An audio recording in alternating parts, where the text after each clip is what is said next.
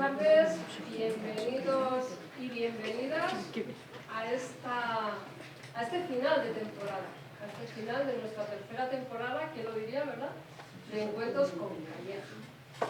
Ya sabéis que a mí me gusta buscar efemérides literarias relacionadas con el día en el que estamos, ¿no?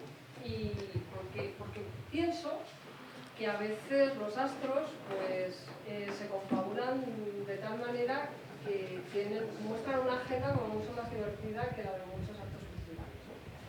Y un 19 de junio de 1947 nació Salman Rushdie, un autor que nos recuerda que la literatura puede ser tan poderosa que resulta además peligrosa, ¿no? Y que décadas después de la publicación de los versos satánicos, pues sigue siendo un símbolo de la libertad de expresión. Y también un día como hoy murió William Golding, ¿no?, que con El Señor de las Moscas nos demostró, ¿no?, la verdadera cara del ser humano, ¿no?, lo que ocurre cada vez que nos miramos al espejo. Y lo que podemos ver, bueno, mirando la tele, mirando noticias, periódicos, y dentro de cada uno. O sea, la civilización tiene su cara B, ¿verdad? Esta temporada han pasado por aquí libros, autores, autoras, ha pasado música, lectores, lectoras, silencios, motivos, preguntas, pero sobre todo lo que hemos hecho es encontrar historias para llevarnos puestas. Había gente, o sea, nos hemos encontrado con gente que venía un poco despistada, a ver qué hacen aquí, ¿no? Vamos a ver. Y se han marchado con una historia con un autor que seguramente le va a acompañar durante años. Algo que me parece que es la esencia de Encuentros con Calleja, el acercar los lectores a quienes están detrás de los libros, tanto autores como lectores. Hoy cerramos con una novela, con un escritor, con una editora y con una conversación que me apetece mucho tener desde hace un montón de tiempo, como un año más o menos. Pero antes de empezar quiero dar las gracias al ayuntamiento, a la biblioteca, a mi equipo, a mi gran equipo. Quiero dar también las gracias al maestro, a Mariano Mangas, que ya es patrimonio inmaterial de Encuentros con Calleja, a Inmaculada Molinero, que pone voz y ya habéis visto que también pone arte, ¿no? Y también al grupo Las Terrazas, que se encarga de dar alojamiento a nuestros autores, y a la farmacia de Quintadueñas, casi todos somos una piña, que se encarga de la difusión, a difundir en nuestros eventos. Y también al Ataque 2.0, que nos va a enseñar después, alimentar también el cuerpo, el alma y a la basura de basura. Bueno, pues gracias también a vosotros por hacer posible todo esto, toda esta aventura de los encuentros con Calleja. Voy a empezar contándoos un poco quién es este señor que os voy a presentar.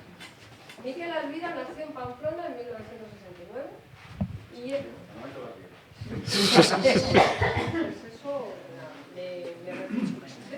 Y lleva muchos años construyendo historias. Ha publicado más de 20 libros entre novela y poesía. En ellos aparece la memoria, la identidad, el territorio, los personajes interiores y esos personajes que toman decisiones aparentemente sencillas, ¿no?, pero que resultan vinculantes, que les cambia la existencia, porque la vida tiene muy mala leche, ¿verdad?, cuando quieren ponerse creativos. Entre sus títulos están El silencio de las hayas, ahora reeditado y ampliado las ediciones escondidas, la novela de Rebeca, publicada por Random House. O sea, que te has movido por las altas esferas. No, las altas esferas, muy bien. Eso me gusta. La novela de Rebeca, me hablaron de ella hace poquito además. Es que me han llegado muchísimos mensajes. Es que soy más. Sí, no, o sea, tienes... Muy intenso. Sí, de estas huellas. Sí. Y me dijeron eso, que sabía que descubrieron a raíz de esa novela. Más, yo fui Villes Navarre, El mar que te debía, El color de las mareas, y llegará. Y luego también poemarios como Eterna mujer eterna y 4,4. Qué chulo. Además, ha guionizado y dirigido piezas audiovisuales. Su obra, 40 días de mayo, fue reconocida en 2 festivales de cine. Ha realizado exposiciones, proyectos y performances escénicas con artistas internacionales. Entre ellas, pues cabe destacar Territorio de Inspiración, La Citación Vida, Perturbatio, Atmósfera 2, etc. También trabaja con agencias, marcas e instituciones, ayudándolas a ordenar ideas complejas y convertirlas en relatos cortos y con sentido. Y confiesa que le gusta el chocolate, las personas y los paisajes salvajes, o sea que decididamente es un señor con criterio. Miquel, bienvenido aquí.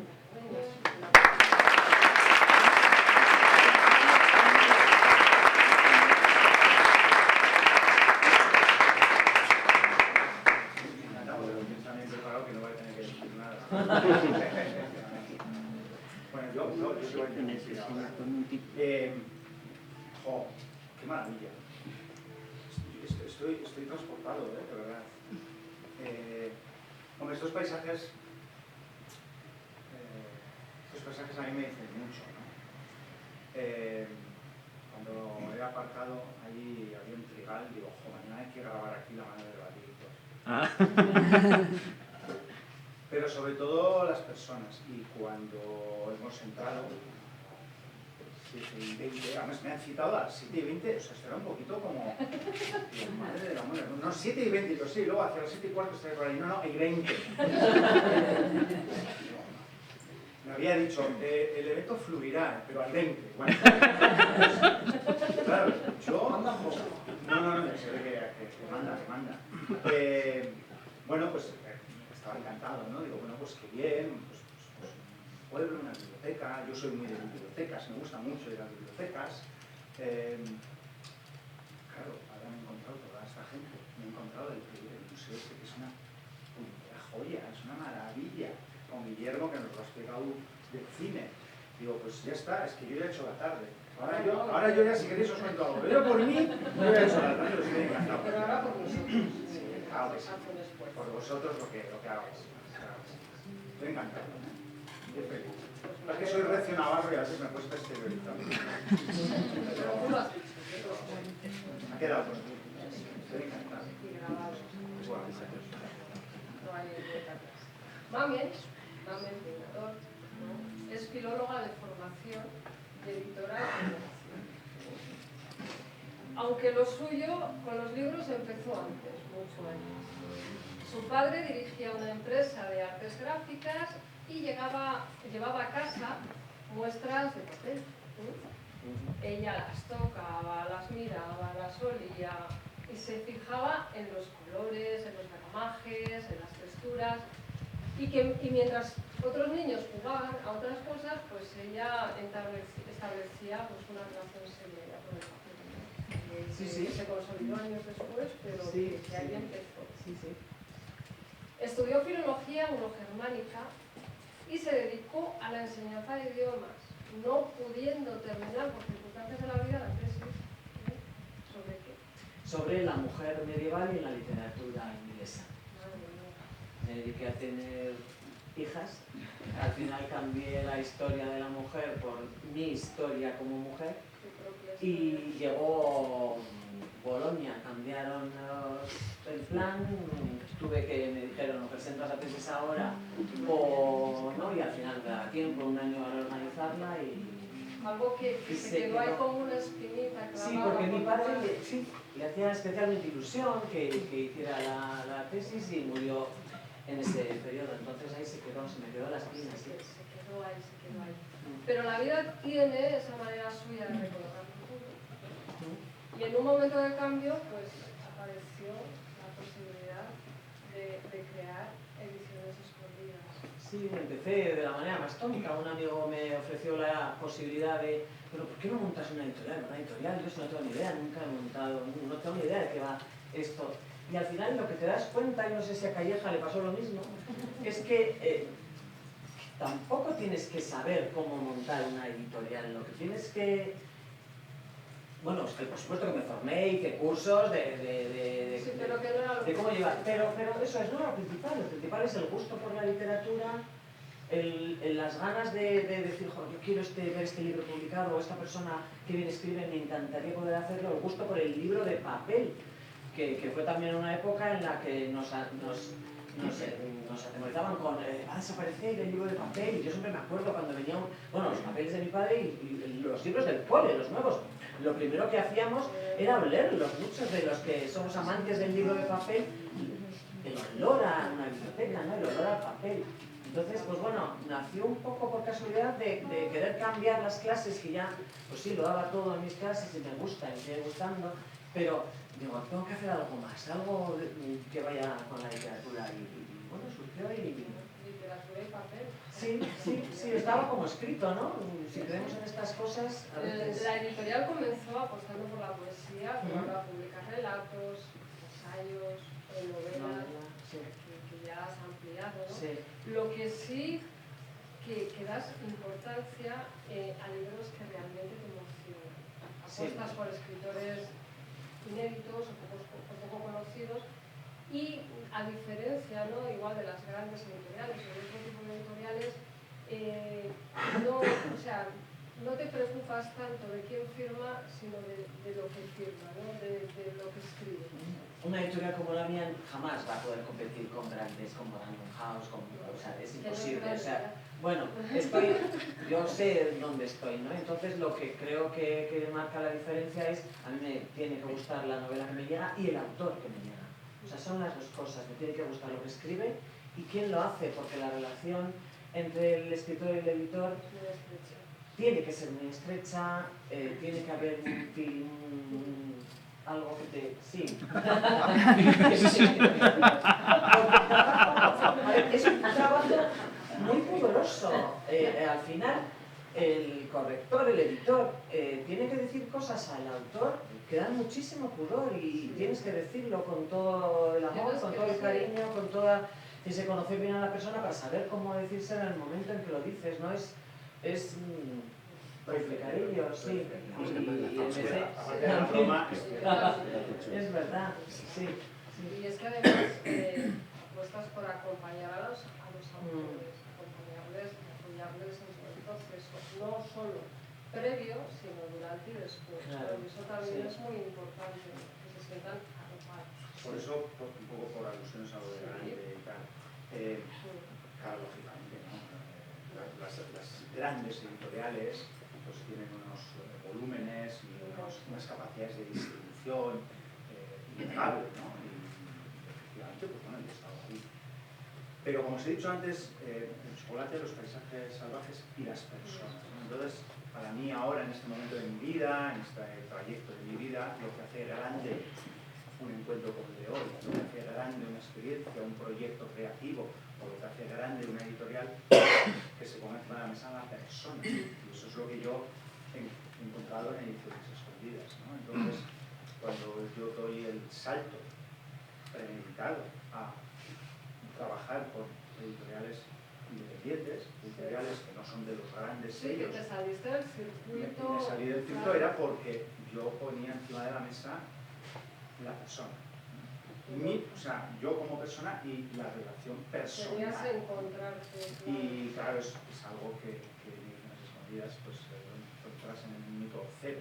De hecho, nos llegamos antes como personas que como editora, escritora. Pues vamos, ya que has sacado el libro. Yo tenía por aquí una pregunta, ¿no?, que es vuestra historia. ¿Cómo surge esta reedición? Es una historia de amor. Un flechazo. Miquel y yo nos conocimos en una presentación de un libro que no era ni de él ni mío. No. O sea, un evento en una librería maravillosa en Bilbao, y yo sí que tenía un run de querer reeditar o volver a editar, pero de una manera mejorada, no a reimprimir, sino a reeditar. Si fuera un disco hablaríamos de remasterizado, ¿no? O sea, vamos a cogerlo y vamos a arreglarlo, vamos a actualizarlo. Tenía ahí, pero bueno, yo sí que estaba publicando entonces con una editorial. Había publicado Mostaza y bueno, ahí tenía el run. Y de repente en un evento conozco a una mujer que además hiciste un par de preguntas inteligentes y no recuerdo, era un evento en una librería donde cada uno estábamos sentados en una silla distinta y ella estaba como en un poquito trono. Ella estaba en una silla sentada, no sé. Hice una reunión y dije, joder, qué tipa más interesante, ¿no? Entonces pregunté a un común conocido, ¿esta quién es? Es editora. Y oye, pues para ser editora parece cabal. Y entonces, no, pues hablamos y así, pero en la primera conversación y la segunda y la tercera no fue el libro. Primero llegaron las personas. Yo compré Mostaza, compré el libro que habíamos de la presentación, compré Mostaza, lo leí y recibí su llamada. Al cabo de, no me acuerdo. Sí. Me llamó, me contó su proyecto y sin leerlo le dije, sí, porque ha habido ahí una buena sensación y Mostaza me encantó. Y no tiene nada que ver. Dije, pero bueno, venga. Sí, me gustó la idea de editar. ¿Y cómo fue el proceso? Pues muy largo. Muy largo. Pensábamos que iba a ser corto porque una novela que ha editado una gran editorial piensa, bueno, esto está chupado, fenomenal, yo cambio 4 cosas. Sobre todo teníamos que adaptar a la nueva gramática, tildes o tal. Pensábamos que iba a ser eso, pero ha sido otro parto. Mis novelas todos mis títulos suelen durar 9 meses, si va la cosa bien. Es un embarazo. Y 9 meses. O sea, fue largo, hubo muchos cambios. Sí, porque ni ella ni yo nos conformábamos con reimprimir la novela, ¿no? Sino sigue siendo la misma historia, pero vamos a mejorarla. Modernizarla un poco. Yo mismo no escribo como hace Es una pregunta que te iba a hacer, la evolución personal como escritor. Claro, o sea, no te sientes quizá reflejado o identificado con esa manera de contar. Yo me siento totalmente identificado en cuanto a que soy un contador de historias. Y de hecho, creo que todos somos contadores de historias. La cosa es que las escribamos y llegan a formato de libro, pero nuestra vida se basa en contar historias. Todos construimos una historia, empezando por la historia personal, ¿no? Todos y todas las que estamos aquí tenemos una biografía que podría llevarse al libro. Todos hemos tenido idas, venidas, amores, desamores, frustraciones, ilusiones, dolores. Yo soy un contador de historias y esto a mí refleja un tipo de historia que yo cuento. Ahora, gramaticalmente teníamos una muy sana discusión, porque no llegamos a discutir, ¿no? De decir, oye, pues este párrafo, ¿cómo ves? Y yo, no, este párrafo, fuera. Es denso, o este personaje no está bien. ¿Qué ha pasado con eso? No sé. Sí, oye, esto cómo está hilado, ¿no? Entonces, ha sido un proceso muy bonito de reescritura, de diálogo, de compartir puntos de vista. Se conoce bien ese proceso. Se está haciendo como que no. Sí, pero bueno, pero eso es fantástico. Mira, yo no voy a hablar de ninguna editorial que no sea Ediciones Marías, pero a mí sí me ha pasado. Cuando una editorial me pasó que un libro que luego tuvo comercialmente muchísimo recorrido, que solo me cambiaron el título. Y yo mismo pensaba, la labor editorial, ¿no? Y hemos estado, ¿sabes? Si en un sitio se puede hablar de labor editorial, es en la casa de Calleja, ¿no? O sea, la labor editorial, o sea, no me creo que yo sea tan infalible que a la primera mis 400 páginas sean perfectas. Además, que pueden serlo, pueden ser perfectas. Pero claro, ¿dónde está el sello editorial? A ver, nuestra línea, nuestra... Unas páginas rozan a perfección, pero vamos, pero tienes que darle claro, menos que disimulen, ¿no? Claro, digo, y por cierto, me cambiaron el título que era maravilloso. Pero bueno, no, pero voy a que es parte del proceso, ¿no? Mira, ahora estoy releyendo a Murakami, ¿no? De qué hablo cuando hablo de correr, y él habla de correr y de escribir, y yo me identifico mucho porque yo también he corrido maratones y llevo muchos años escribiendo. y él habla de la soledad del corredor de fondo, que es la soledad del escritor. Pues yo no lo veo, lo siento, Murakami, perdóname, pero no lo siento como un proceso solitario, porque el momento de teclear sí es solitario, pero el momento de tejer un libro es en equipo, un equipo editorial, con lectores, con lectores cero, y lo construimos entre todos. Yo, vamos, si alguna vez soy tan estúpido de decir esta es mi novela, no se cambia en una coma, ese día estaría acabado como escritor, porque creo que esto es una construcción, Son ¿no? una sobredosis de ego, pero hay muchos... Sí. Si te dicen, no, yo te digo este libro maravilloso, pero no me cambies nada. No, pues lo siento, será maravilloso, pero no me interesa. Y tengo que decir que la labor editorial que se ha hecho con este libro es un libro infinitamente mejor que el que publicamos hace 12 años, pues porque yo escribía de otra manera, los gustos eran otros y el estilo editorial era otro, ¿no? Pues ahora, aparte que hemos metido novedades, ¿no? Sí, luego hablaremos. Luego las contaréis. ¿Eres maniático? ¿Tienes así rarezas a la hora de escribir? Ana, ¿soy maniático? No. A la hora de escribir. A la hora de escribir. O sea, ¿Cómo escribes? no, en general no. En general, en general en mi vida no soy muy maniático. Igual tengo un poquito toque con los papeles. Este ojo me está ayudando. No, pero no, y a la hora de escribir soy bastante 4x4. O sea, no necesito un espacio especial que huela a Almodóvar y que... O sea, no. Soy bastante todoterreno escribiendo y... Tengo, más que manía, tengo un pecado a la hora de escribir, o dos pecados. Uno, que no puedo tener chocolate cerca, o sea, no puedo ventilar 2 tabletas de chocolate, pues sencillamente no hay en casa chocolate. Y la otra es que para cuando me doy cuenta llevo 6 horas sentado y luego, pues que me duele la espalda. Claro. Lerdo, que es que ya no tienes edad para estar 6 horas sentado ahí. Es que no tenemos edad para nada. Bueno, unas cositas. Esas 6 horas también.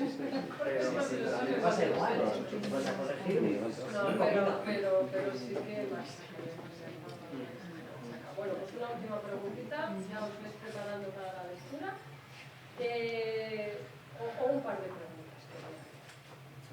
La primera es si corriges sobre la marcha, pues como vas escribiendo, te sale todo ahí a borbotones y luego vuelves para atrás y lo dices. Bueno, mi proceso, que ya lo tengo muy analizado, tiene un momento de borbotón, de vomitar, y escribo y avanzo. Es más, a veces puedo tener una duda o algo y pongo XXX, ya pararé, ¿no? Y escribo y puedo estar ahí. Pero no espero al final del libro para volar, no, cada cierto tiempo vuelvo para atrás y repaso, ¿no? Y voy modelando y luego sí creo que es imprescindible separarse de lo que estábamos escribiendo. Esto yo ahora mismo estoy escribiendo una cosa, he escrito 472 páginas y digo, bueno, hasta aquí. En septiembre ya volveré a leer esto. Necesito separarme y luego esas 470 serán 300, porque creo que escribir no es solo teclear, escribir también es pensar, documentarse, escuchar, y escribir no es solo sumar páginas, muchas veces escribir también es restar, es eliminar, es borrar, es quitar, y tú has dicho antes lo del pudor, ¿no? Y también uno tiene que ser muy impúdico consigo mismo y ser capaz de desde la humildad decir, a ver, mira, es que este capítulo es una casa. O sea, da igual, cárgate estas 16 páginas porque no van a ninguna parte, o están mal escritas, o no calan. Y yo en eso soy muy expeditivo conmigo mismo, ¿no? Pero eso es importante también. Es más, antes cuando borraba algo, lo guardaba eliminado. Ahora no. Seleccionar, borrar. Eso ya volverás. Y ya lo último, autores de referencia, que te hayan marcado. Pues ya sé que es muy difícil decir. Cualquiera de los de la colección de ediciones. Bueno, ojo, pues a lo largo de mi vida ha habido muchos y muy variados, no sé, esos es muy difícil, ¿no? A mí, pues, por ejemplo, en poesía me marcó mucho el Juan Ramón Jiménez de mi adolescencia y el Lorca de mi juventud, y después un Benedetti, pues me ha marcado mucho, ¿no? En prosa pues he tenido muchos, ¿no? Yo tuve mi época que fue, pero mi época Isabel Allende, ¿no? Y la Casa de los Espíritus.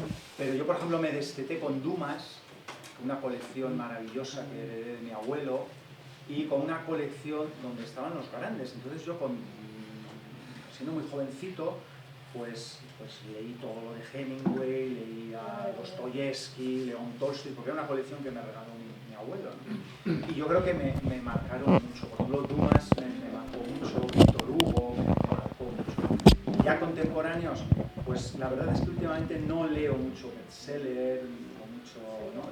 Releo mucho libro antiguo, clásicos contemporáneos, ¿no?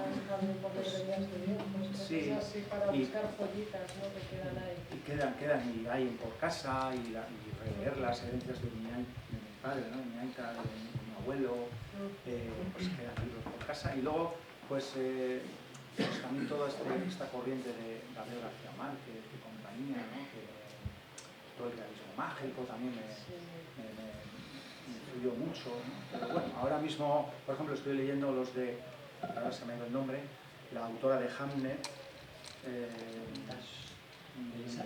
no me acuerdo ahora, que lo has descubierto ahora y digo, ojo, pues qué manera de escribir, ¿no? También... Que te engancha, ¿no? Que te llama la atención. Pues vamos a empezar con el primer fragmento.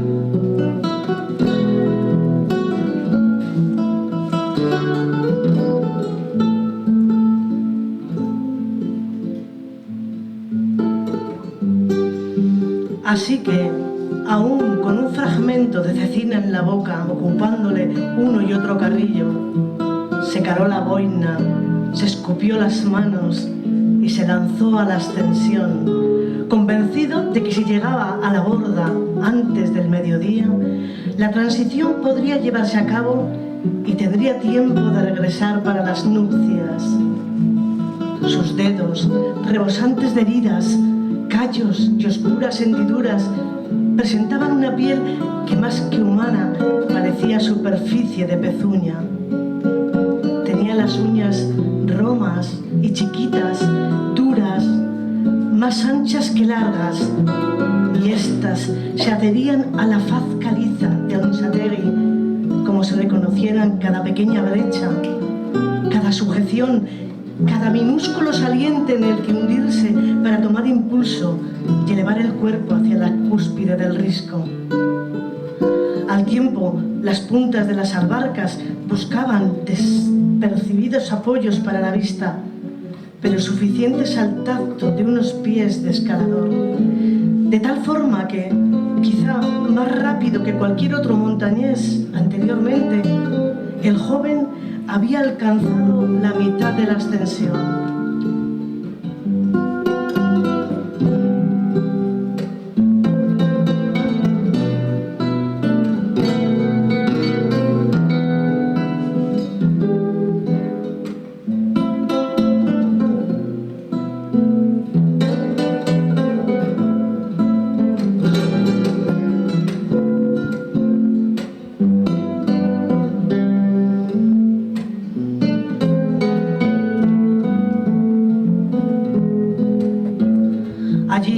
Aprovechando una plataforma natural que retaba la vertical, tomó aire hinchando profundamente sus pulmones, permitiendo que su nariz se descongestionara, volvió a escupirse las manos y, sin mirar el abismo que se abría bajo él, tragó el último pedazo de cecina que bailoteaba en su boca y se encaró a la muralla con renovada energía.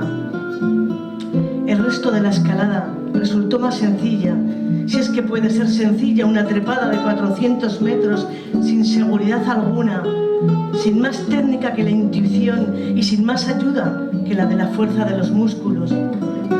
Una vez en la cima, sí, entonces miró hacia abajo con mirada desafiante, esbozó una sonrisa y empujó con la punta del pie una piedra para verle perderse caer abajo. A partir de ese punto había que continuar por las praderas hacia la borda de Tinín, en un camino 1000 veces repetido, desde que, siendo niño, su padre le llevó a casa de Paulino y lo entregó como pastor. Buen chaval es, que trabaje, contestó Paulino, como única condición para aceptarlo. Lo hará. Estaban en la entrada de la casa de Paulino. No era necesaria más ceremonia ni se precisaba de otro contrato. En la Rascoain, desde que existía la Rascoain, los pactos se realizaban así, estrechando la mano y mirando a los ojos. En la Rascoain, desde siempre, también los muchachos eran empleados para el pastoreo o la leña. Si en casa no se necesitaban manos, como era el caso de Mielcho, menor de 4 hermanos, que resultaban suficientes para atender los quehaceres del apellido.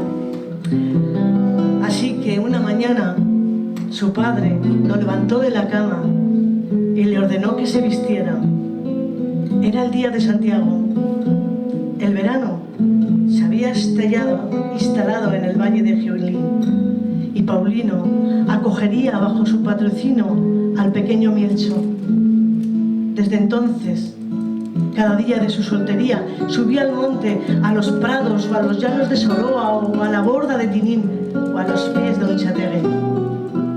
Brazos fuertes ya tiene y piernas, se creó promocionando el viejo. Que tenga cabeza, Miguelón, le contestó Paulino al padre mientras éste, como toda muestra de cariño hacia su hijo, le estiraba las solapas de la blusa y le colocaba bien la gorra. ¿Qué cabeza tiene ya? Sí. Será buen pastor, Miguelón. Enseñarle el oficio, ya le enseñaré yo. No habrá de faltarle de nada. En casa somos muchos. Este tiene 8 años ya. Aquí vendrá bien un moricho para las ovejas. Más de 1000 ya tengo en el prado este verano.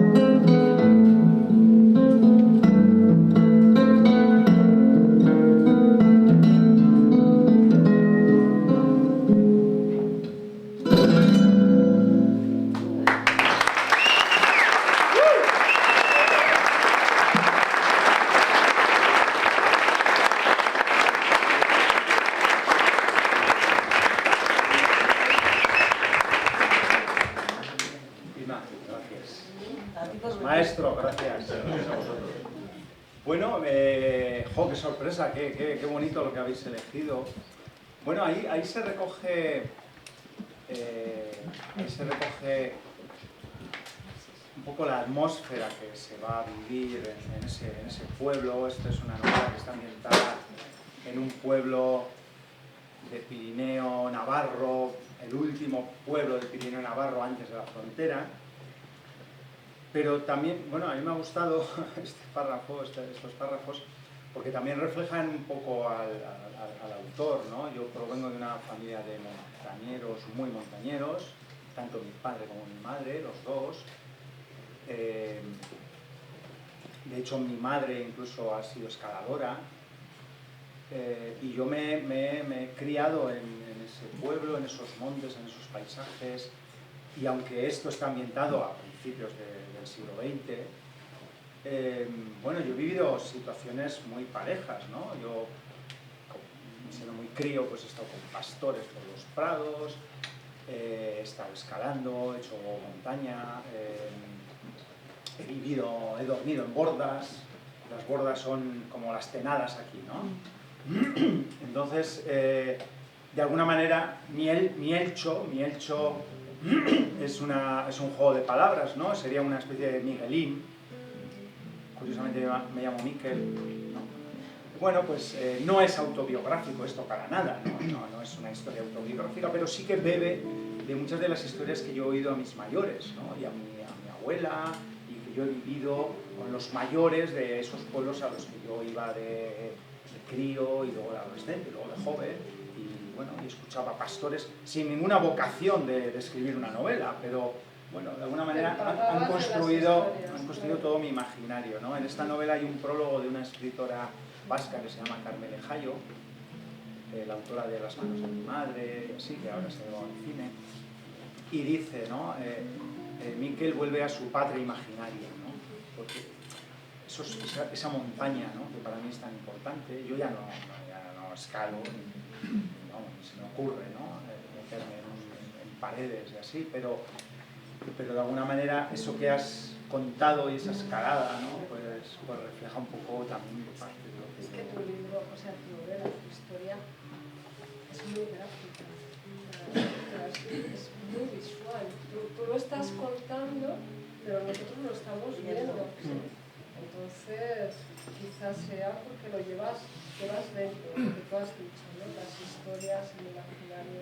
Sí, y porque de alguna manera en una historia hay muchos componentes, y un componente es la acción, tiene que pasar algo.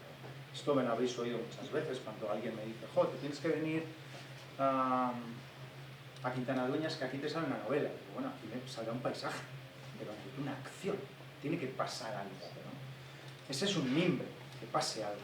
Pero otro mimbre también es dónde pasa, y eso se lo tienes que contar al lector, sin tratar al lector o a la lectora de tonto, ¿no? O sea, no hay que dárselo todo masticado, porque la imaginación es parte de la aventura de leer. Y seguramente cuando Irma ha estado leyendo deliciosamente esos párrafos, pues cada uno se estaba imaginando la pared de una manera distinta. Claro, o sea, la imaginación es muy importante. Lo que hay que darle a quien lee es las miguitas para llevarle hasta esa cantidad.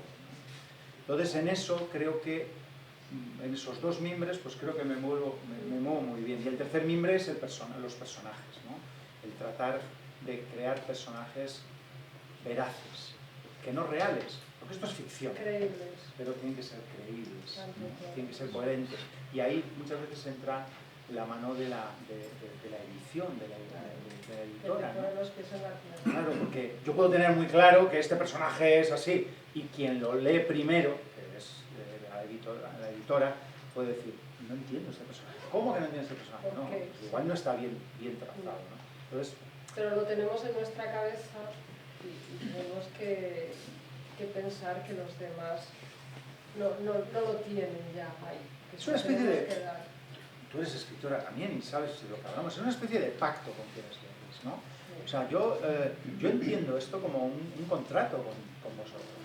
Algunos de vosotros, de vosotras, igual tenéis el libro o hoy os vais a llevar el libro. Eso es un contrato que yo firmo con vosotros.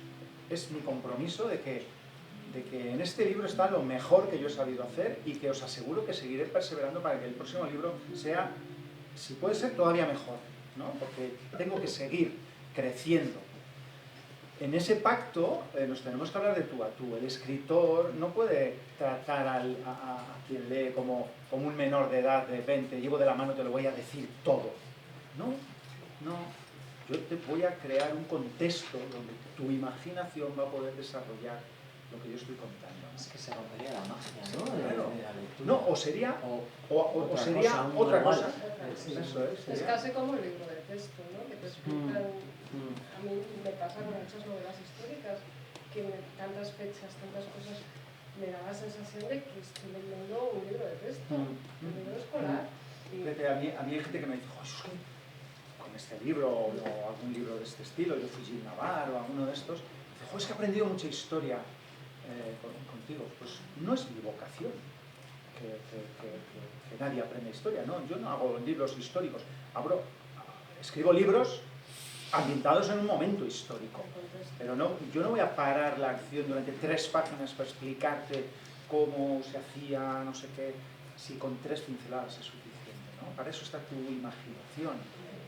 Y afortunadamente, como seres humanos que somos, tenemos imaginación. Entonces, lo que vamos a hacer es provocar esa imaginación. Y tú, como escritora, sabes de lo que estoy hablando. La editora, no sé. Ahora le voy a dejar a ella que Sigue, le iba a decir que siguiera vendiendo, lo está haciendo muy bien. Sigue vendiendo el libro. ¿De qué va esta historia? Hemos leído, has leído fenomenalmente bien, como siempre. Una parte que yo estaba un poco esperando, nunca sé cómo empezar. Cuando yo me preparo las preguntas y nunca sé por cuál empezar. Entonces, cuando te escuchaba, digo, pues bueno, vamos a empezar por Mielcho, ¿no? ¿De qué va? Les has dejado con un personaje que está escalando una montaña. Bueno, es una historia, es una saga familiar, es una historia que pasa a lo largo de varias décadas y por lo tanto los personajes van evolucionando. Tiene un hilo conductor que es la relación entre las personas, la relación familiar. Es un libro que tiene dos partes. La primera parte es eminentemente en Pirineos y esta familia se dedica al contrabando. Y de esto pues podremos hablar ahora, ¿no? Porque es un contrabando muy particular. Por eso abajo cuando el ayedo, la mochila, las puntillas, pues ahora explico un poco esto de qué iba. Tú sabes que yo lo de las personas que hacen eso, lo de las puntillas, yo pensaba que era una terminología clave. Sí, me lo dijo. No. Lo voy a contar porque es fascinante. Es fascinante. Entonces, será tabaco, será nada. Toda la primera parte es pues las transacciones que están haciendo entre los dos lados de la frontera, pero de una manera muy inocente. Permíteme que te corte, no te dejamos hablar. Cortarme, no, debéis cortarme. Es que, sí. ¿Cómo nace la novela? Yo le había preguntado de qué trata, pero ¿cómo nace la novela? Pero me has preguntado de qué va la novela. La novela va de una familia, la segunda parte ya transcurre en Pamplona y al final son las relaciones personales. ¿Y sabéis qué es lo bonito de esta novela? Que cualquiera nos vamos a ver reflejados en alguna de las historias. Vamos a decir, pues fíjate, que si esta historia se parece mucho a la de mi tía, a la de mi abuela, a la mía propia, lo que me contaron de mi bisabuelo que vivía así, así. De hecho, nos pasó en la última presentación. Bueno. Ay, bueno, ¿cómo fue? Sí. Es que los personajes de la novela estaban entre vosotros. Es que fuimos súper emocionante. Decía, es que mi abuelo, es que... Sí. Fuimos a Isaba. Isaba es el pueblo en el cual está inspirado esta novela, aunque yo le he cambiado el nombre y lo he llamado La Rasquain. Es un nombre pues, inventado, ¿no?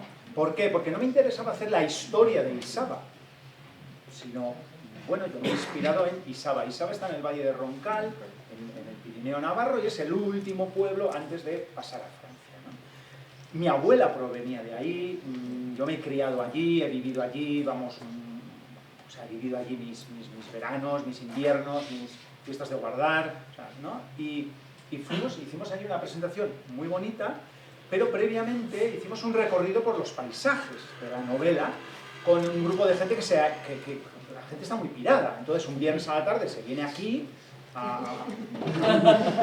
digo, pero, vamos a ver, no tenéis casa, ¿no?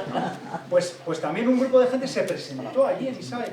Y claro, yo empecé a hablar de cosas y había gente de allí que decía, pues esto que estás contando, si es lo de mi abuela, si es lo del tío Francisco, lo del oso ya conocía yo. Sí, lo del oso que pasó, y digo, oye, para la pera. Qué bien, he acertado, porque todo esto empieza, y ahora voy a hablar de las pillas. Todo esto empieza un día de mi cumpleaños. Claro, yo soy de Pamplona, vivo en Bilbao, entonces quedo con mis padres en Vitoria, a medio camino, para comer.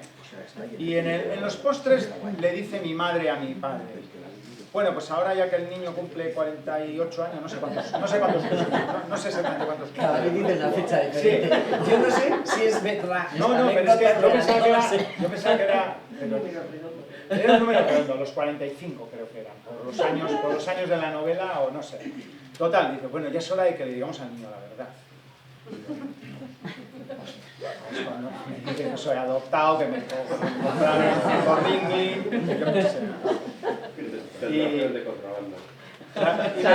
Y me dicen, le dice mi padre a mi madre, dile que eres contrabandista. Y yo, madre mía, a ver, ¿qué esto? Y entonces mi madre me empieza a contar cosas claro, que yo las había oído de otros, pero no de la madre de uno. Claro. Y entonces, claro, era un contrabando muy naif, porque, mirad, yo en esta novela que tiene dos partes, la parte de contrabando es la primera parte, hasta que llega la Guerra Civil. Porque sí es verdad que el contrabando que se hizo después, en los años, finales de los años, pero sobre todo en los años 50, 60, ya era un contrabando más organizado, donde además el tipo de objeto que se pasaba muchas veces incluso pues eran armas, y ya no solo libros prohibidos por la censura del franquismo, sino pues ya estamos hablando de que ya era más delictivo, digamos, ¿no? Pero imaginaos en 1910, la gente de aquellos pueblos, pero esto luego yo lo he estudiado y ha pasado también en Galicia, en Extremadura, respecto a Portugal, era un contrabando de supervivencia, donde un tipo que se iba por el monte con un fardo, una mochila, y volvía con 2 paquetes de café, o con tabaco, con esencias para hacer perfumes. Por ejemplo, mi madre pasaba en Aguas con mi tía, que digo yo, vamos a ver. O sea, a mi madre y a mi tía con 8 años las cruzaban a Francia en un taxi y volvían con 6 u 8 enaguas debajo, que como eran crías de 10 años, pues no les miraban los carabineros. Digo, o sea, hoy en día asuntos sociales habían crujido a mis abuelos. Pero era súper inocente. Y lo de las puntillas eran puntillas bordadas, que en los encajeros del sur de Francia y tal, pues eran facturas muy buenas, muy bonitas y tal, y se pasaban para modistas de Pamplona. Pero fijaros qué inocencia, o sea, era algo, y muchas veces pues era en la propia mochila, en el propio fardo, o así envueltas en la ropa, o sea, era muy de bajo, vamos, de baja intensidad aquello, ¿no? Era casi hasta naif aquello, ¿no? Entonces, pues, no puede ser. Yo por eso, claro, yo pensaba que era la palabra clave. No, puntillas bordadas. Sí, es que aparecen en el collage de la obra. Por eso me ha hecho ilusión cuando habéis hecho abajo el mural con la mochila y unas puntillas ahí saliendo. Antes mencionabas. No, sí. Bueno, yo te voy llevando. Mencionabas lo del título que te cambió la editorial. Este título es muy evocador, es fantástico, es muy evocador. ¿Qué te evoca a ti? Porque a cada uno nos puede... ¿De qué silencios hablas? Yo soy muy bueno poniendo títulos, lo que pasa es que no encontré una editorial que solo me publique el título. Entonces yo tengo que escribir una historia de 400 páginas. A ver, no me digáis, llegará la lluvia, el mar que te veía. Eterna mujer, eterna, 4,4, 40 días de mayo, o sea, pero claro, luego quieren que haya Yo el silencio de las hayas lo tenía muy claro porque, mirad, una experiencia mía que la he vivido muchos años y luego yo la he replicado con mi hija, es estar en Pirineos y yo he estado por la montaña con mi padre o con pastores o con quien sea y decirme: mira, estamos en Francia. Mira, ahora estamos en Navarra. ¿No? Mira, esto es España, esto es Francia. Y digo, pues aquí no hay raya, ¿no? O sea, es el mismo Prado, el mismo, ¿no? Entonces, yo sí que quería que el título tuviera algo de la naturaleza. Y pasa una cosa, las hayas son unos árboles en Pirineos que crecen hasta una altura. A partir de una altura ya no tenemos hayas, ya es el pino negro. Pero a esa altura, donde está el pino negro, ya no hay pueblos. Puede haber bordas, he dicho lo que aquí se llama entenadas. Para mí las hayas son especiales. Yo he hecho durante 20 años campamentos en Pineda de la Sierra, que hay un hayedo maravilloso, ¿no?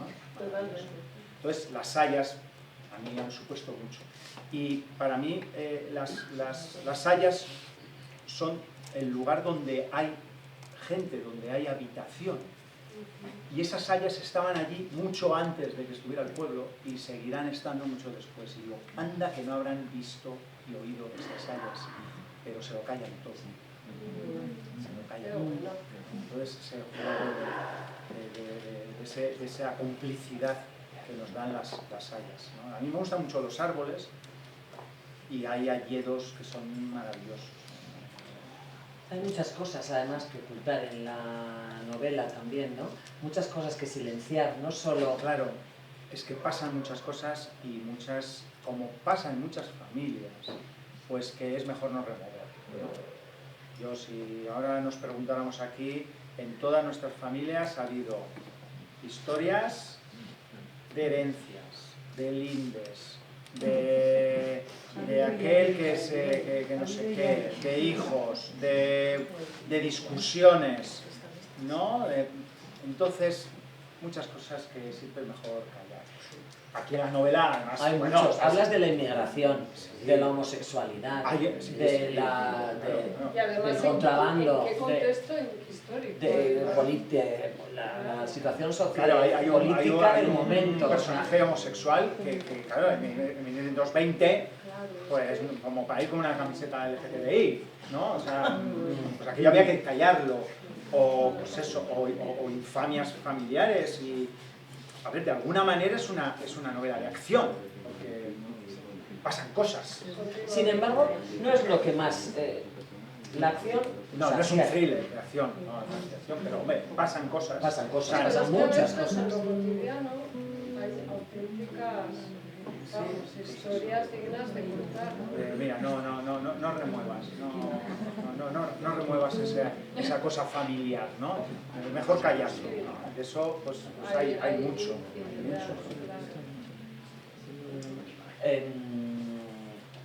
Tu novela, te decía, no, o sea, Yo pensaba que solo iba a preguntar ella. No, yo también, aquí me ha dado trabajo. Estamos además para dos bandas. Había que mantenerte a raya, entonces. Yo creo que me habéis encerrado aquí, porque yo soy siempre de ponerme de pie. Se pone de pie. Claro, a mí me han encerrado aquí. Pregunta, editora. Es que tengo un contrato con ella. Tiene que responder por lo menos a 5 preguntas. No. ¿Es una novela de personajes? Es una novela de personajes. ¿Qué buscas en los personajes? ¿Qué transmiten?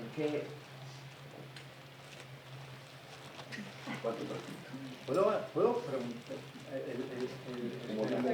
Vamos a revisar el contrato. A ver, como dice el público, ¿tú te has leído la novela? Sí. Responde. Te he dicho que iba a hacer spoiler. No, Es mejor que no lo haga. No lo hagas. Pero ¿estás de acuerdo conmigo? Pero como buen navarro callado, no has puesto en ningún lugar de ningún setal. Pero quedan ahí las hayas en silencio. Ya no digo nada más. Pues es uno de los silencios que tienen que callar. Hombre, hay que callar muchas cosas. Bueno, pero tú que lo has leído, estarás de acuerdo conmigo que los personajes son personajes bastante potentes. Mira, yo, si me preguntáis cómo consigo hacer personajes potentes, que es algo que dicen de mis novelas, no sé, no tengo un método, no lo sé. Supongo que nace de que me apasionan las personas y estar con las personas y fijaros todo lo que hago, pero escuchar a las personas, ¿no? Hoy hablo porque es que me toca hablar, ¿no? No, protagonistas somos todos los que leemos y los que vais a leer, ¿no? Pero bueno. Si empezamos a hablar todo, pero no, yo no tengo un método, y sin embargo todo el mundo me dice, jo, qué bien has trazado la psicología de los personajes, son personajes que son muy potentes. Muchos tormentos interiores, o sea, hay mucha... ¿no? Pues yo no soy un tipo especialmente atormentado en el interior, pero... Bueno, tengo mis cositas, pero sí creo que son personajes muy potentes. Y hemos hablado de Mielcho, pero ahí está su mujer, que es Cataline, ¿no? Que es un personaje muy potente. Yo siempre me he sentido muy a gusto con personajes femeninos. Y la verdad es que no sé por qué, ni tengo un método de decir, jo, mi personaje lo construyo así, ¿no? Y tengo mi rúbrica o mi matriz para construir personajes. No sé por qué, pero no concibo, o sea, yo he dicho... No encajan en un patrón, no. Cada uno tiene su propia... Sí, tiene, y creo que son veraces, ¿no? A mí me llama mucho la atención las mujeres.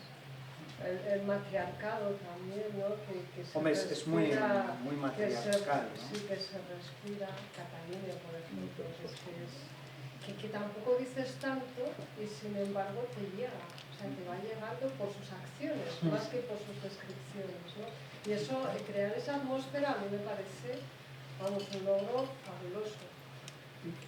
Yo creo que tiene mucho que ver también con la atmósfera en la cual yo me he criado. Si os habéis dado cuenta, cuando ha leído Inma, el padre le entrega al hijo a un pastor, pues a 8 años, o ya a trabajar, y casi no habla, ¿no? Dice, pues, brazos fuertes ya tiene, y cabeza. Son muy lacónicos, pues igual esta gente del norte de Navarra, pues es más lacónica, ¿no? Entonces, la verdad es que son personajes, sobre todo en la primera parte de la novela, que hablan muy poco, y es suficiente para creernos. De hecho, creo que si se pegaran grandes parrafadas, serían menos creíbles, ¿no? Entonces, bueno, creo que va un poco por ahí, ¿no? Los personajes. Vamos a pasar, luego continuamos Sí, a un poco una más. segunda lectura y así Perfecto. conocer a Mielcho y a Catalina en un momento de película. Te hizo muchas Hablando de gracias. laconismo, ¿no? Te hizo muchas gracias. Está chulo, hijo.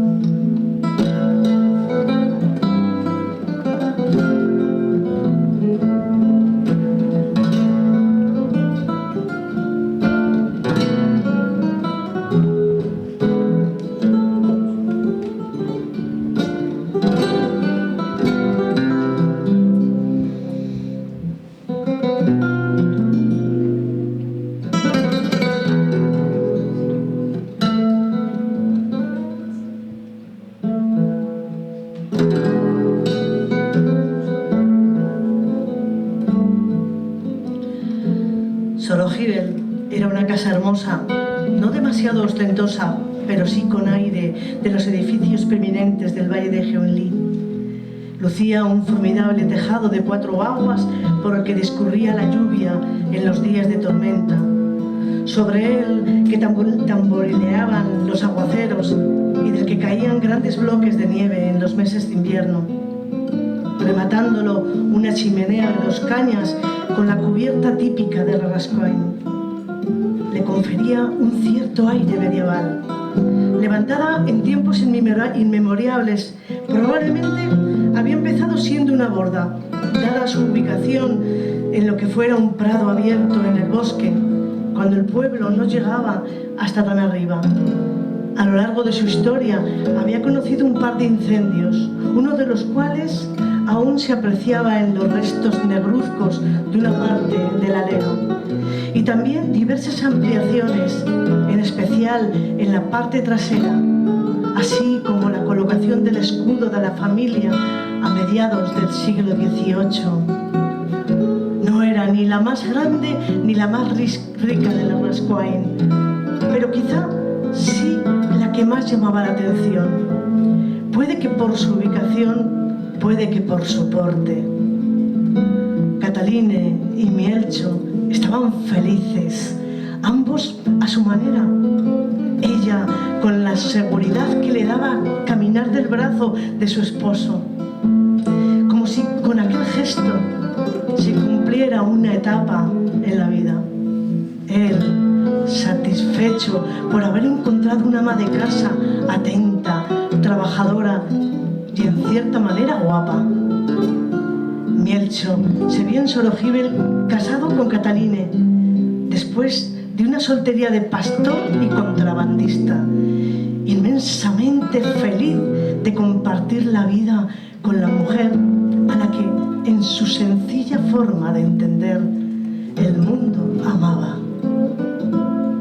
Ocuparon la alcoba del oeste, una habitación cálida y confortable, con una ventana a la pradera y una estufa en el rincón, provista también de un viejo armario de 3 hojas, con sus espejos en el interior de las puertas, una enorme y alta cama de forja y una cómoda de 6 cajones de las que le sobraban 2 para guardar sus pertenencias. ¿Vas a tomarme?, preguntó la muchacha una vez que doña Auxi les cerrara la puerta de la habitación, candil en mano, y les recordara que por la mañana había que partir leña antes de bajar a la serrería. «Lo suyo es», contestó él. Entonces se desvistieron con lentitud, guardaron la ropa en el armario debidamente doblada, se metieron bajo las sábanas y extinguieron la tenue llama que iluminaba la estancia.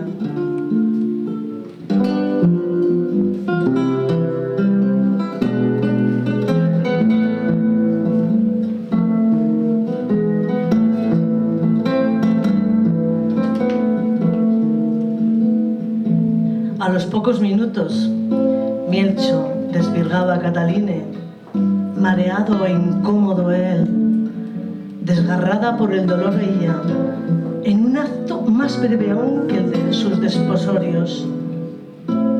«Ya», suplicó ella. «Ya», confirmó él. «¿Has gozado?». «¿Qué pues?». «Yo tampoco». «Ah, se andará». «Eso dicen». «¿Probamos otra vez?». «Por probar». Y a los 10 minutos se repitió la escena. «Ya», avisó ella. «Ya», confirmó él. «¿Has gozado?». «Ay, ¿qué pues?». «Yo tampoco». «Se andará». «Eso dicen». «Sí, eso dicen, Cataline». Después, en absoluto silencio, volvieron a encender a tientas la llama, con un dramatismo profundo y una vergüenza infinita. Y la joven se levantó para bajar a la cocina a buscar un barreño con que limpiar la ropa de la cama y asearse. Su susto fue mayúsculo cuando, al abrir la puerta, la figura hierática de doña Auxi permanecía allí, en el pasillo, frente a la alcoba, barreño y paño en mano, y lanzaba una mirada hacia la cama donde Mielcho se desembarazaba de sus propios restos. «¡Madre!», se sobresaltó Cataline. «Bien hecho, niña», pronunció, y desapareció escaleras abajo tras depositar en las manos de su hija la palancana y el trapo.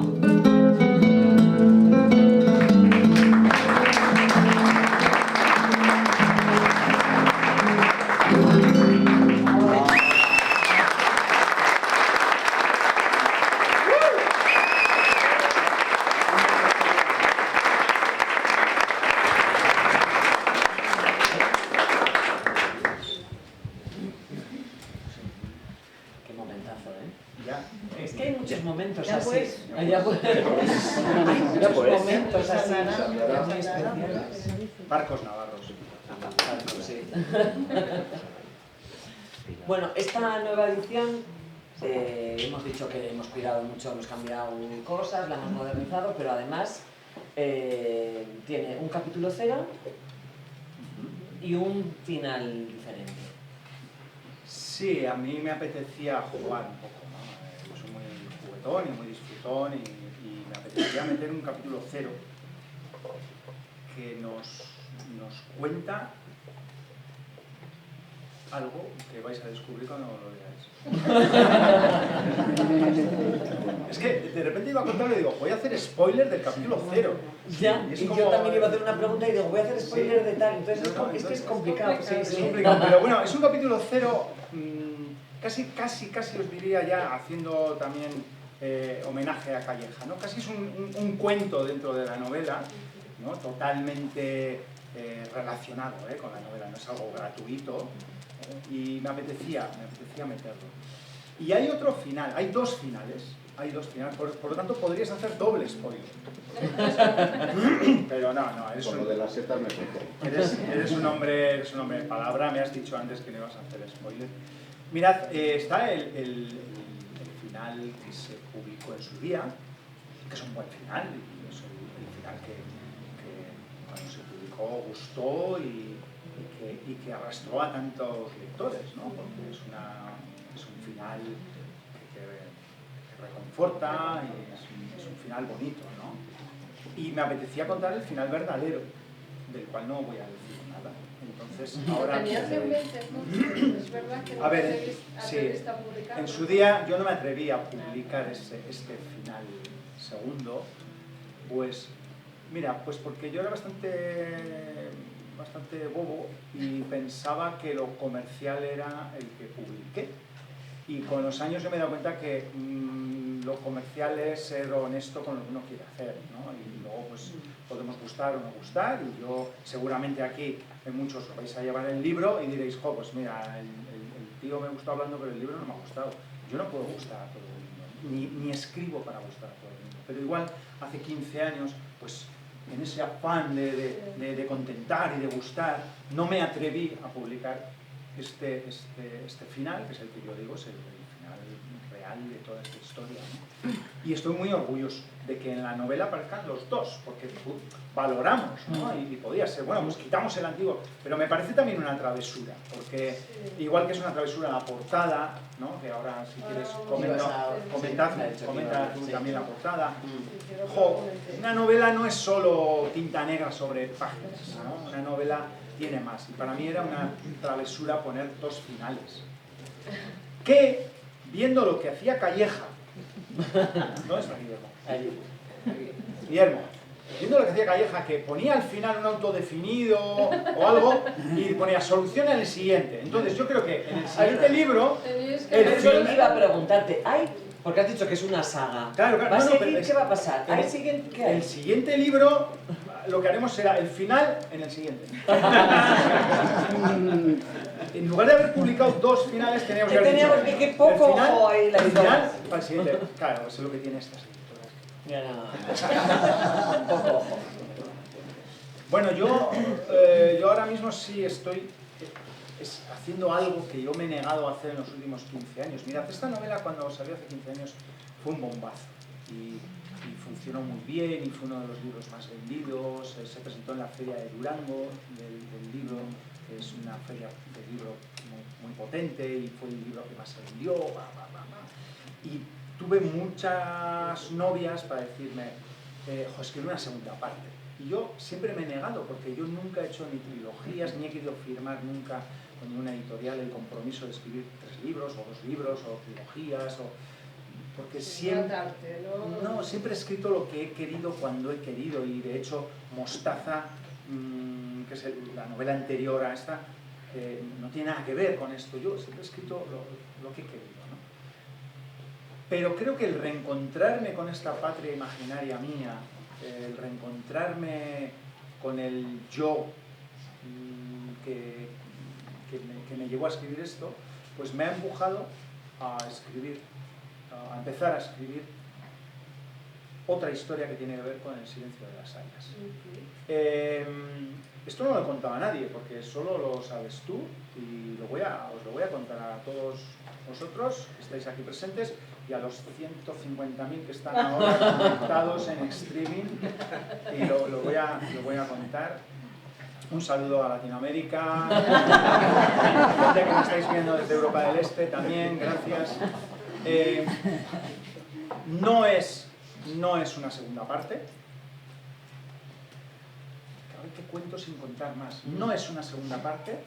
Yo creo que lo has contado muy bien, ¿no? Sigue con la atmósfera. Sí, Sigue tiene con que la ver atmósfera. ¿Compartes personajes? Hay un hilo conductor. No es un spin-off. Eso te iba a decir, un spin-off. No es un spin-off. No es coger un personaje y sacarlo.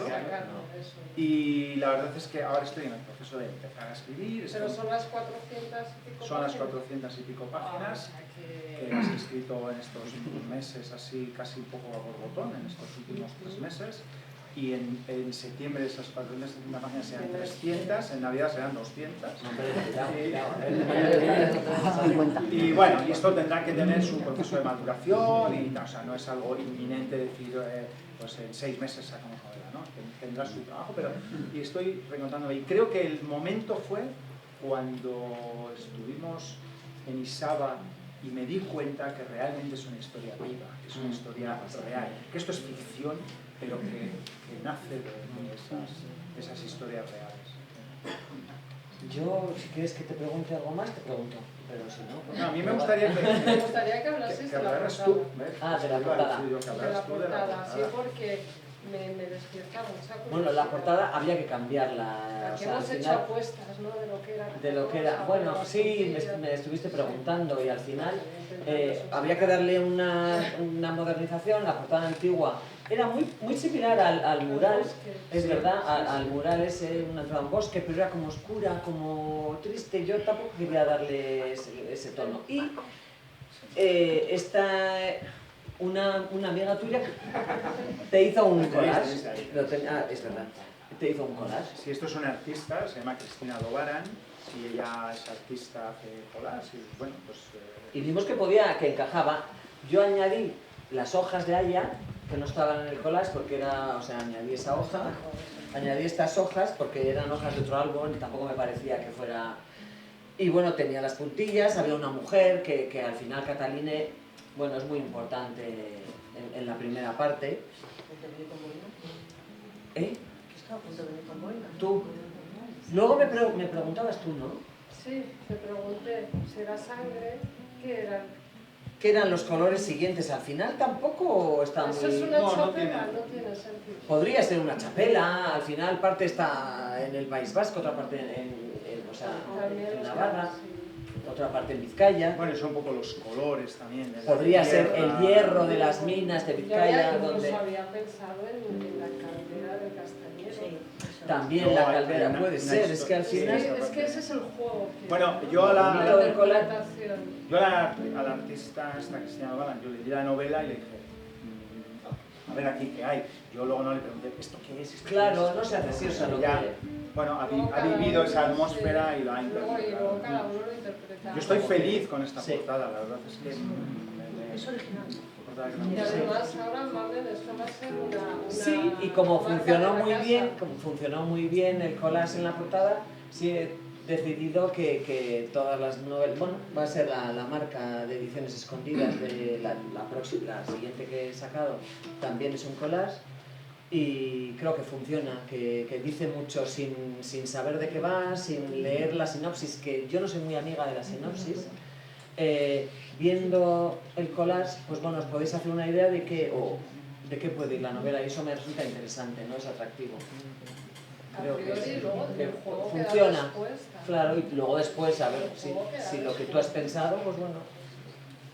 Otra cosita, sí, que me ha llegado un rumor, pero que estés aquí para confirmarlo. No. Porque yo creo Que vengan que... nuestros abogados. A ver, a ver. Sí, no nos está.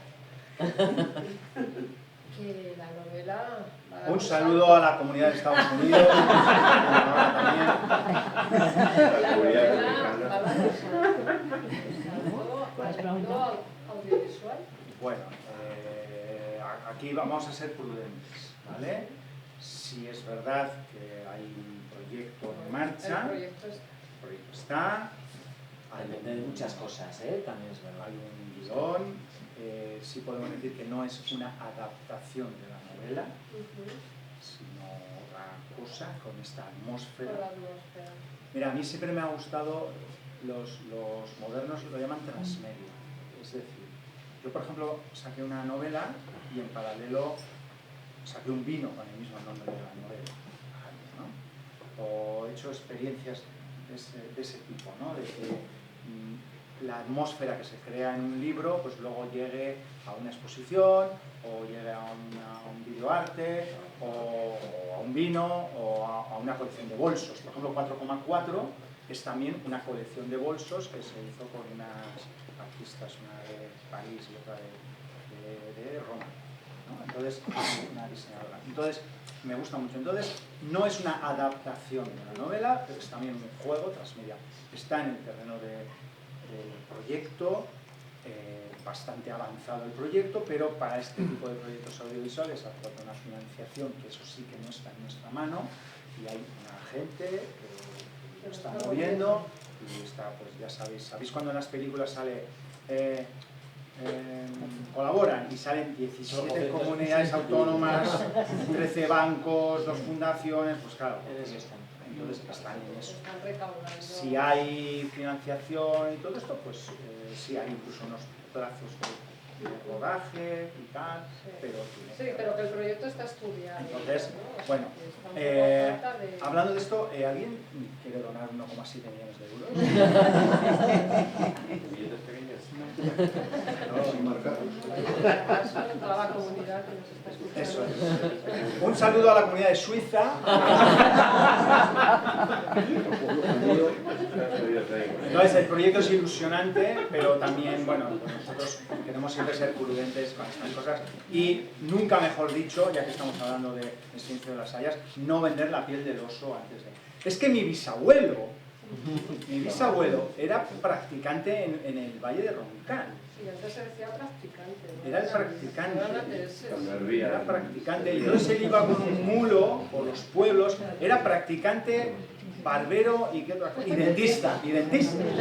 Claro, entonces él iba con el mulo y en una de esas, claro, no existían las carreteras de hoy en día, le salió el oso.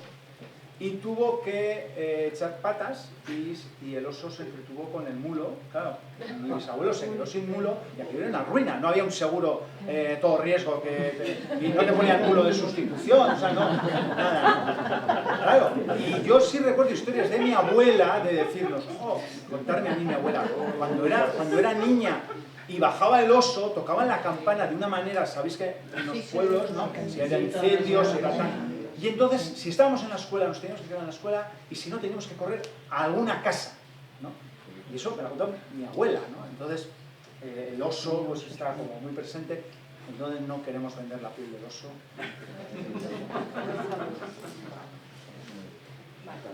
Pues cambiamos de registro. Algo que les va a gustar mucho. La novela tiene un guiño a la provincia de Burgos. Y hay un pueblo, has hablado antes de Pineda, antes de... Primero lee y luego ya hablamos. Bueno. Sí, señor. Te das cuenta cómo manda, Ahora te enteras.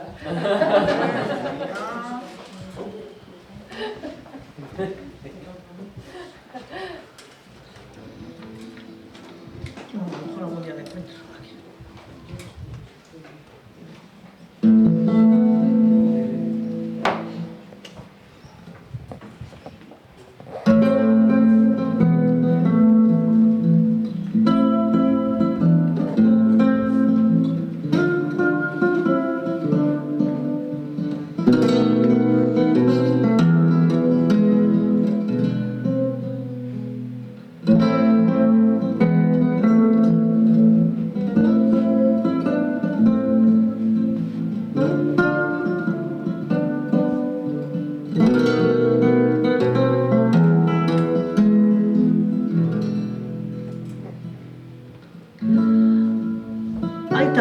Esta es Beatriz, mi mujer.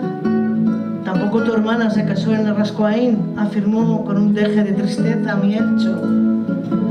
Encantada, pronunció ella, acercándose a la cama y tendiéndole la mano. Deja que te vea, hija, deja que te vea. Beatriz soportó que su suegro la examinara de arriba abajo y respiró aliviada cuando éste dio su consentimiento. Parece que has tenido buena suerte, hijo. Es perfecta, Aita. Vasca. Sí, de Bilbao. Vizcaína. Hija de burgaleses. ¿Burgos? De Barbadillo del Pez, señor. Ah, no he oído.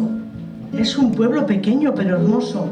¿Como la Rascoaín? Bueno, la Rascoaín es grande ya, señor. Barbadillo del Pez es pequeñín. Mis padres emigraron a Vizcaya.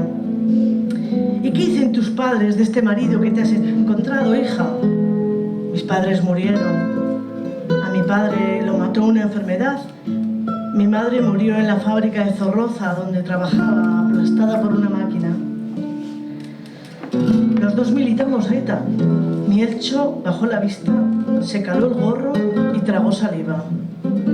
No quería saber nada de libros prohibidos, de socialismo, de obreros y proletarios, de luchas de clases ni de monsergas semejantes.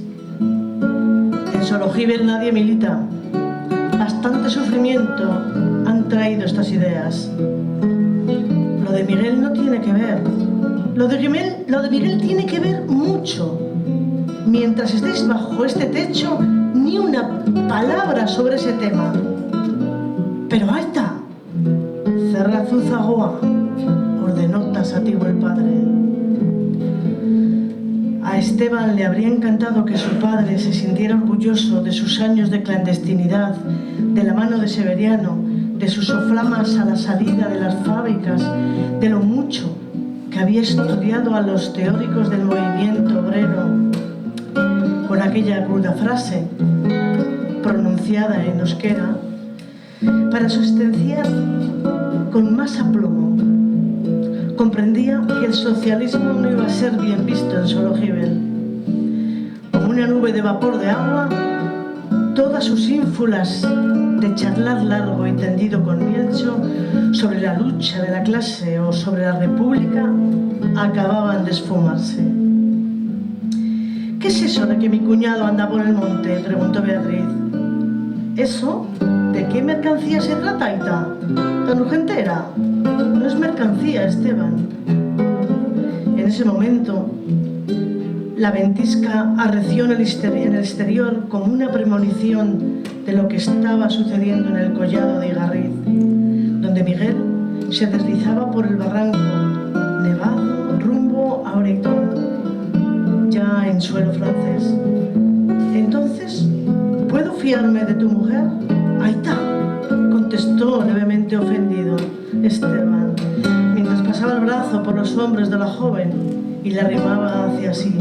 Por supuesto.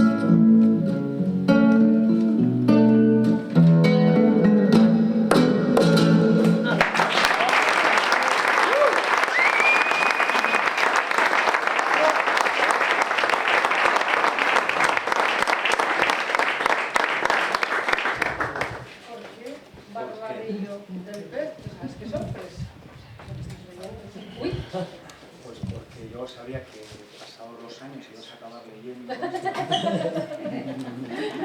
Te iba a traer aquí. Claro, yo, fíjate lo que son, qué vueltas a la vida, ¿no? O sea, yo soy de Pamplona y además siempre he ejercido, he militado esa navarridad, aunque he vivido media vida en el País Vasco, ¿no? Pero mis padres, como muy navarros, han mantenido siempre ser muy navarros y de hecho el siguiente día de jubilarse mi padre se volvieron a Pamplona. Yo soy el abandonado. Navarra y País Vasco pues son dos pivotes de mi vida, ¿no? Son mi geografía. De hecho, la autopista Bilbao-Pamplona me tengo una tirria porque es que lo he hecho 6 millones de veces. Pero resulta que hay otro lugar que también ha significado o que significa mucho en mi vida, es Burgos. Pues primero porque yo con 14 años me traen de campamento a Pineda de la Sierra, Burgos. Cuando yo toda la vida había visto los campamentos que hacían pues allí en Belagua, en Belabarce, en Pirineos, y a mí me mandan a Burgos. Pero bueno, era Pineda de la Sierra, era montaña, joder, el Torruco, el Mencilla, el Galledo, todo aquello, ¿no? Entonces, Burgos. Claro, yo hago primero de chavalillo y luego de monitor hasta mis 30 años. Me tengo 15 años viniendo a Burgos, reuniones en Burgos, amigos en Burgos, entonces Burgos tiene mucho peso. Y luego voy y me echo una novia que sus padres son de Burgos. Ella ya no es nacida en Burgos y sus padres son de Burgos, y entonces veranos en Briviesca, no sé qué, excursiones por Silanes, entonces Burgos para aquí, Burgos para allá, ¿no? ¿Por qué Barbadillo? Pues mira, porque en algún campamento volante que hacíamos desde Pineda de la Sierra, y pasábamos el Manquillo hacia el otro lado y llegábamos a Barbadillo y dormíamos en Barbadillo con campamento volante, con las tiendas de campaña.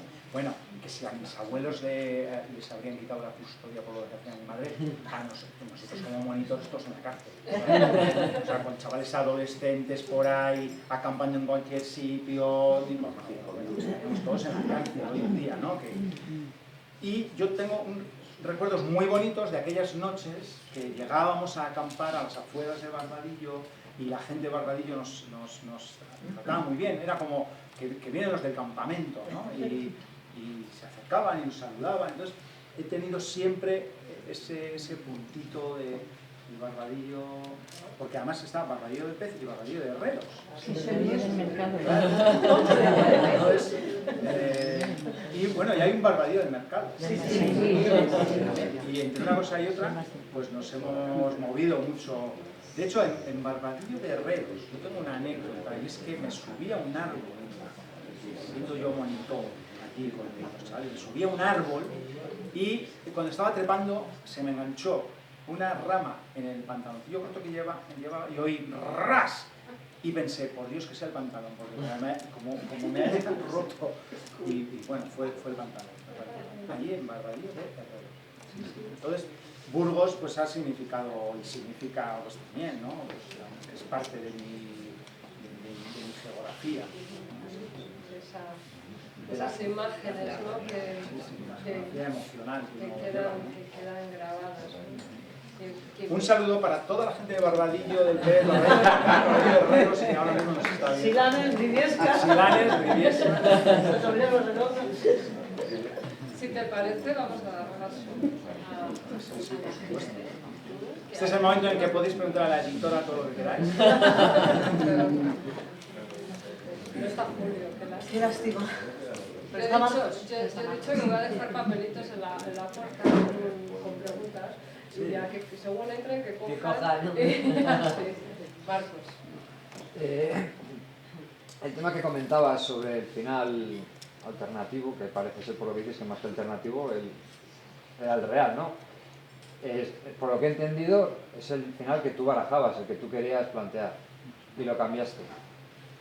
Y aparte de lo que has comentado, que fue pues, un tema pues, que quieres satisfacer, ¿qué sensación te dio al cambiar el final? O sea, ¿tú estabas satisfecho con lo que hacías? Es decir, estabas haciendo ese final porque consideras que iba a ser pues, más exitoso, más exitoso para el público, pero la sensación que a ti te quedaba sabiendo que, entiendo, que al escribir el final es la historia real, digamos, luego lo puedes cambiar o no, pero en tu cabeza es una historia y tiene ya una línea, un principio, un final.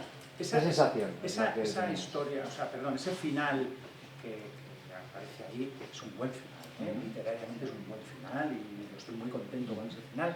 Y hace 15 años que yo era bastante idiota, pues ni recapacité en eso, digo, ojo, estupendo, esto se ha vendido una barbaridad. Yo me imagino que ni me planteaba si habría sido igual con otro final. Lo que sí te puedo decir es que ahora estoy muy feliz de que una editora haya tenido la misma locura que yo y haya admitido que en una novela haya dos finales. O sea, que es algo inusual. O sea, o hay uno o hay otro, no sé. Entonces yo ahora mismo estoy muy satisfecho. Y creo que además los dos finales funcionan. Literariamente son dos buenos finales. Yo hago muy buenos títulos y buenos finales. Claro, en medio hay que escribir algo. No, es que tengo que decir, o sea, creo que de lo que mejor que he escrito yo ha sido el final de Mostaza y el final de Llegar a la lluvia. Pero claro, para llegar al final, ¿no? Primero tienes que, ¿no? Entonces yo estoy muy satisfecho. Hace 15 años yo creo que ni me planteé. ¿Y a día de hoy lo considerarías que hay dos finales y cada uno se puede quedar con el que quiera? ¿O tú en tu interior tienes claro que solo es uno y el otro es una alternativa? No. A ver, esto es ficción, ¿eh?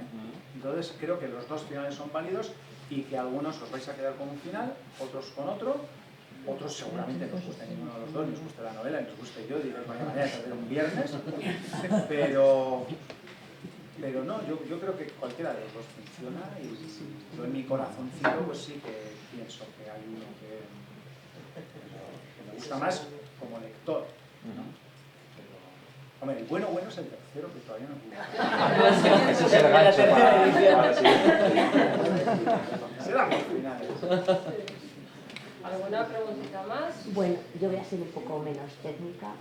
Lo que he escuchado, da igual donde hayamos nacido, todos tenemos parte de esas historias, sobre todo de campamentos. Bueno, las hayas, es que tengo una pequeña chuleta que iba a hacer. Las hayas en su silencio parece que guardan secretos, historias y me llama mi hija y ya no lo pueden leer. Un saludo a tu hija. Mira, qué pesada. Seguro que me pide dinero. Vale, eso, que las hayas en su silencio parecen guardar secretos, historias y aprendizajes de todas las personas que han pasado bajo sus ramas. Si hoy rompieran ese silencio y se pudieran dirigir a quienes vivimos aquí en el 2026, ¿qué mensaje nos darían sobre nuestra manera de vivir, de relacionarnos y de afrontar la vida? Pues mira, lo tengo muy claro. Nos diría... Atiende a tu hija.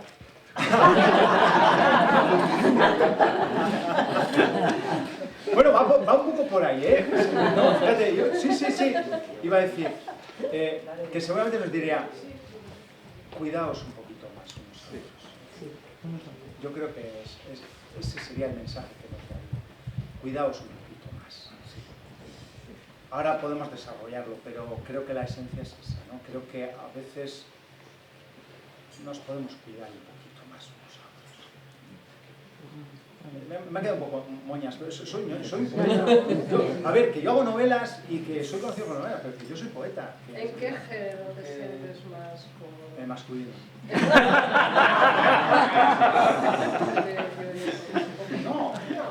Bueno, pero puedes Pues sorprender. yo contra con Rojoga ganaría mucho. No lo sé. No lo sé, mira. Depende del momento cuando... No. Lo alterno. Lo O sea, alternas, sí. es simultáneo. O sea, Sí, puedes simultáneo, tener- sí. Yo sigo escribiendo poesía, a la vez que estoy escribiendo prosa. Me siento muy a gusto contando historias, pero También sacando soy sensaciones, ¿no? muy... Hombre, hay mucha poesía también. Hay mucha poesía en tu prosa. Bueno, no es mi libro más poético. Yo creo que Mostaza tiene más poesía, no poesía en cuanto a versos. Pero bueno, sí, igual. Y fíjate, y empezó diciendo que uno de mis referentes fue Juan Ramón Jiménez, ¿no? Y esa prosa poética. Me hace gracia porque con una de las novelas, Víctor del Árbol, que compartíamos a gente literaria, ¿no? Entonces le encargaron a él que hiciera la faja del libro. Y dijo que yo era el nuevo Paul Auster, ¿no? Y dije, ostras, pues voy a empezar a leer a Paul Auster. Sí, yo me he sentido siempre más cercano a la prosa poética, por ejemplo, San Manuel Bonamártir, ¿no? Yo reivindico los libros breves, y mira que a veces hago tochos, ¿no? Pero San Manuel Bonamártir, Niebla, son libros breves, con una manera de contar las cosas. Pues yo tengo ese puntito, o sea, puedo ser ñoño rozando lo cursi. No, yo tampoco lo llamaría así. Pero bueno, sí, entonces, cuidaos. Es un poco moñas, pero creo que nos diría. ¿Alguna preguntita más? ¿El bibliotecario tampoco pregunta? Es que le iba a preguntar si sobre el año 86 en Pineda estabas de monitor. Pues sí, alguno de ellos. Eras el que me dejaba conducir el Land Rover, íbamos 15. No, te puedo decir, en el 86. 86. Yo estaba de dos. Dicen a que sí. No, en el 86 no. Yo empecé de monitor, 69, 79, 89, en el 87 empecé yo de monitor. En el 86 estaba haciendo el curso de... Bueno, te he dicho 86, que no, yo a mí me tengo una niebla bestial. Pero yo sí... Pero tú hemos conducido un Land Rover, chavales de 12 años. Bueno, yo por el banquillo, coge el volante. Yo el cuatro latas de la monja. Ah. Un saludo para todas las monjas. Fui yo el cuatro latas. Sí. Fue muy divertido. Luego ya me saqué el carnet y todo. Sí. Mirad la Sierra Joven. Qué buenos recuerdos. Y de mis reuniones en Burgos. O sea, de todos los años que veníamos a Burgos 3, 4 veces al año a reuniones y así. Sí. Hay ideas de Juarros también, mucho. Ha dejado cosas. Totalmente. Sí. Ha dejado cosas. Nada, muchas gracias por venir, de verdad. Bueno, yo encantado de la vida, de verdad, estoy feliz. Ahora, en ahora estos te voy a dar momentos. la palabra para que te digas. Ah, sí,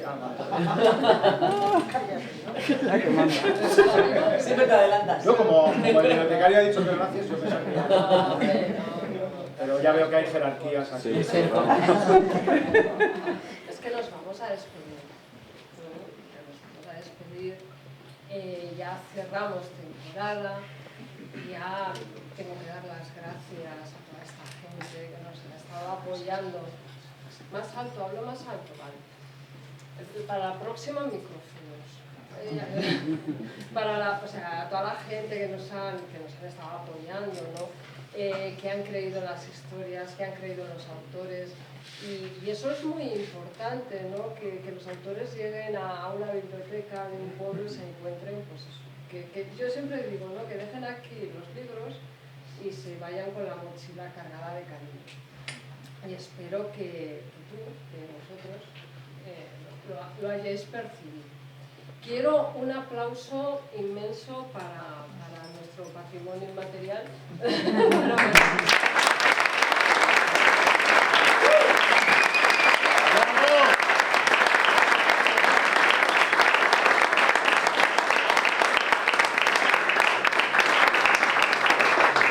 Para nuestra artista.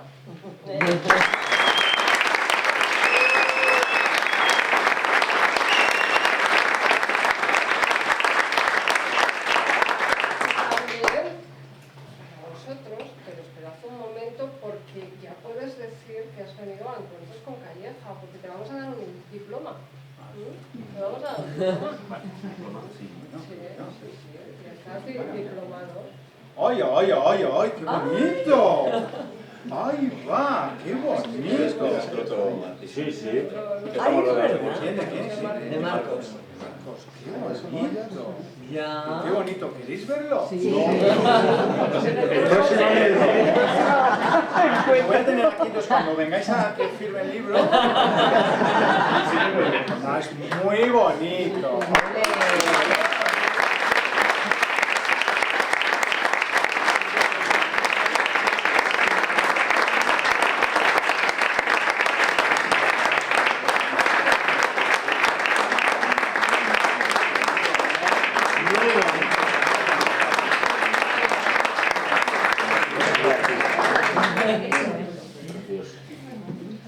Ya estás diplomado. Oh, ¡qué bonito! ¡Qué maravilla de gente!, ¿no? Y ahora sí, un fuerte aplauso para Miquel y para Mame.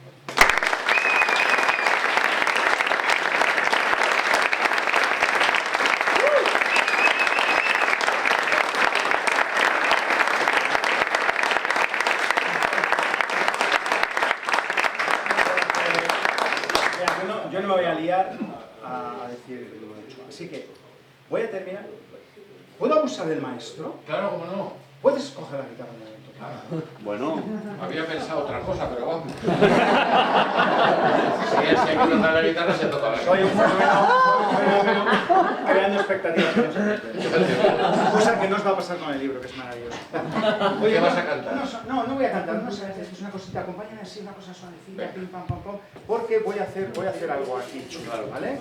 ¿Sí? Esto es fuera de todo guión, ahora mismo Concha está nerviosa. Está nerviosa. Venga, voy a hacer... Sí. ¿Lo hacemos aquí? Estamos en igualdad de condiciones. ¿Sí? ¿Vamos? Bien.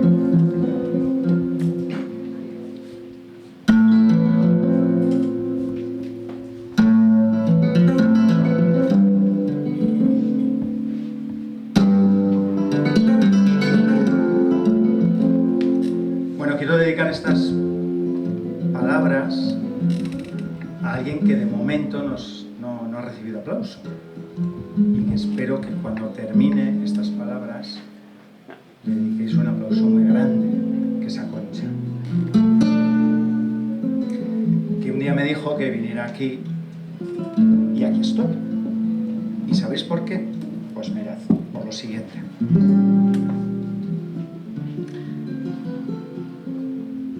Usted me mire, con eso será suficiente. Necesitaré palabras Palabras cantadas, palabras leídas, palabras susurradas, incluso palabras silenciadas. Me gustan tanto las palabras. Mas, si no me las da, no pasa nada. Nada sucede. Si usted me mira, con eso será suficiente.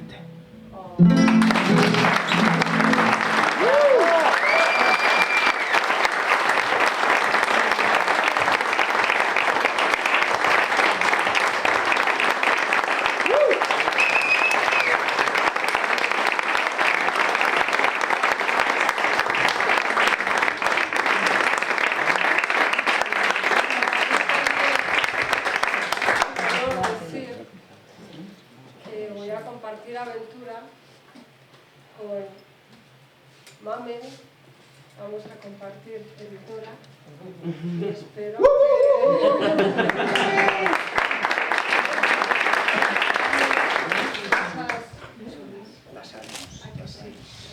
las hacéis.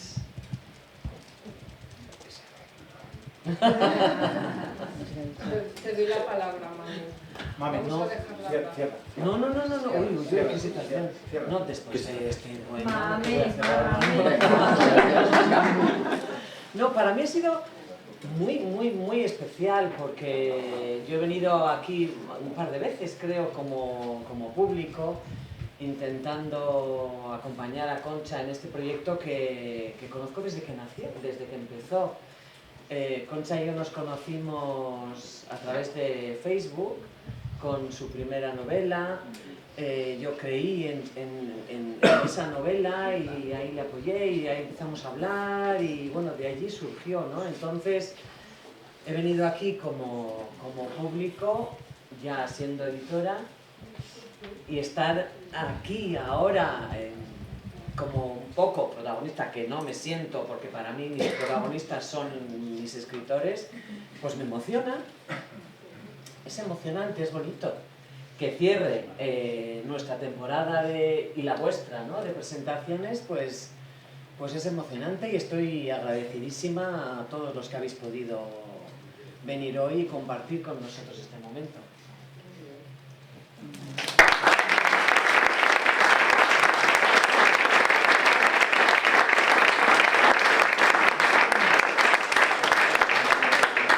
Y bueno, pues que nos vemos en septiembre, ¿no? La recupera. Hasta siempre. Gracias. Gracias.